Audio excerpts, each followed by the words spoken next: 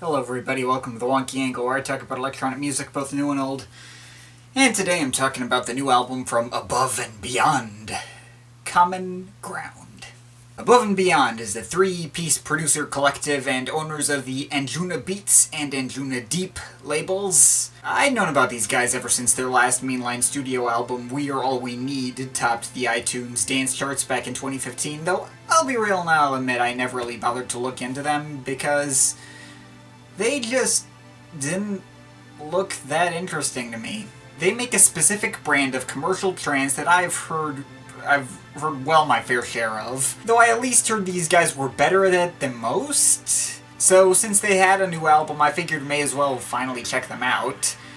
So, first of all, I did turn out to quite like both of their first two albums, Tri-State and Group Therapy. Were there anything I hadn't heard before? No, but they were quite good for what they were. Kind of sticking to that Robert Miles or middle period ATB kind of appeal.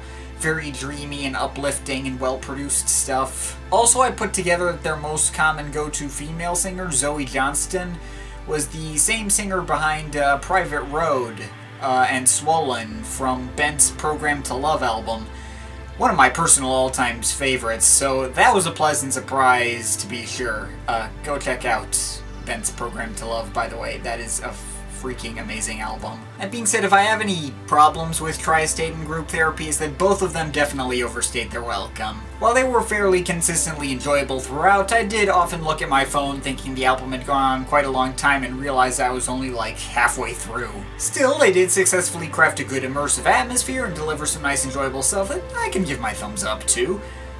We Are All We Need, on the other hand, I cannot sing the same praises. Unfortunately, just like with so many trance producers before them, with that album they decided to move towards a much flatter sound palette, and basically confirmed all my fears about their music in general going into them initially. Why so freaking many trance producers decide to go down this route, I will never understand. Now, We Are All We Need wasn't a painful listen like Tiesto's Kaleidoscope. It did still have its good moments like Hello and others, and there was nothing outright terrible, but the whole thing was a pretty dull, inconsistent, and tedious listen. Despite being a little shorter than the previous two albums, it felt significantly longer, and I was really sick of the sound by the end of it. It was rather below average, if you ask me, and I think my score is pretty conveniently plastered on the album cover. Certainly never going to be listening to that one again. Going into album number 4 here, not counting the 2 albums of acoustic versions they did, which I skipped, I can't say I was going out of my mind with anticipation. They have no reason to go back to the Tri-State sound. We Are All We Need was a massive success anyways. If there was anything that made me hopeful for this, it was that the album was shorter, only an hour and 2 minutes, where the other 3 were like 70-80 minutes. That's something, I guess. So now as their entire fan base decides to get their shotguns ready, what did we get with Common Ground? It's better. Not by a lot, but it's better. Okay, so first of all, if you were expecting these guys to try anything remotely out of their usual comfort zone, I have no idea what planet you're living on. I don't go to commercial trance artists for anything new or boundary pushing. Unless it's BT, he's like one of the few exceptions. I don't go into an Armin album, or a Tiesto album, or an ATB album expecting anything besides what's already been well established within the genre and within the artist's own styles. Especially Armin. But my point is, Common Ground is just ground commonly tread upon by other artists and above and beyond themselves. It's not remotely creative or presents any original ideas at all. And I knew that was going to happen. At this point, I'm cool if it at least sounds good. Just, soak me in a billion layers of reverb, give me good melodies, be competently well produced. This is not a genre I ask much of, and yeah, I would say Common Ground at least has the decency to sound good. For the most part. Okay, there are some pretty generic drops here and there that are just meh. But yeah, basically anything of interest I have to say is gathered in the first half of the album. The inconsistency principle keeps up the trend of good album intros in Above and Beyond albums. It's a cool ambient thing that has giant epic string washes. Northern Soul is an interesting track that tries some more experimental EDM details. I mean, the more electro-type stuff was also on the last album in certain moments, But, you know, I didn't mind them even there. There was something to keep me interested. I do like that this particular track doesn't just sound exactly like all the other ones. You got Sahara Love, which has guitars. It's got guitars.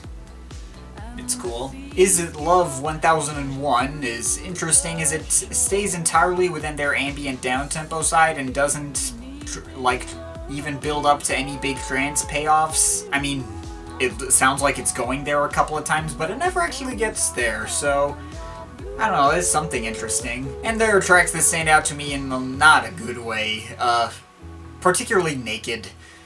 I wanted to like that one, as the production sounds really nice, but the lyrics, oh. Let's get naked, with our words, with our ways. That is a really bad hook to base your trance song around. What even is that line? I feel like they're trying to be clever in some way and they're just failing miserably. It comes off distracting and uncomfortable on a track that should be perfectly serviceable otherwise. And that's literally everything I have to say on an individual track basis. Once you get to the track Cold Feet, this album just completely loses all my interest and nothing happens.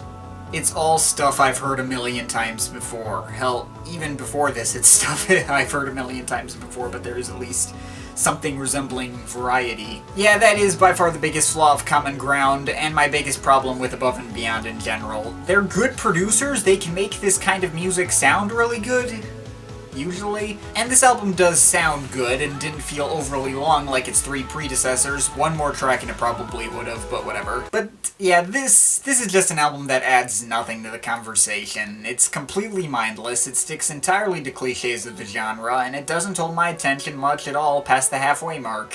At least I wasn't checking over my phone to see if it was over yet. That's a plus, I suppose. And like I said, the mixing and production is at least on point. These guys are at least talented in that department. If you don't mind the complete lack of originality and just want some good sounding and uplifting and chill trance music, this will get the job done. I definitely get the appeal, if nothing else. I understand why a lot of people like this. It gets people in the feels. I get it. But that being said, there's so much music like this that's better. Like, I would probably more recommend Way Out West over these guys. Like, their last album was more along these lines, albeit noticeably more interesting stuff, more engaging in general. That was them at their most generic. As for me, I don't hate Above and Beyond. I might return to their debut after this video. I got enough enjoyment out of that, and maybe a couple of tracks from Group Therapy, but honestly, I would just stick to Dreamland. I think I'm overall feeling a 6.3 out of 10. But of course, it's just my opinion. You can feel free to disagree with it, but I'd like to hear your thoughts, so leave the comments in the comment thing down there. But yeah, that's pretty much it. That's all for today. See you next time.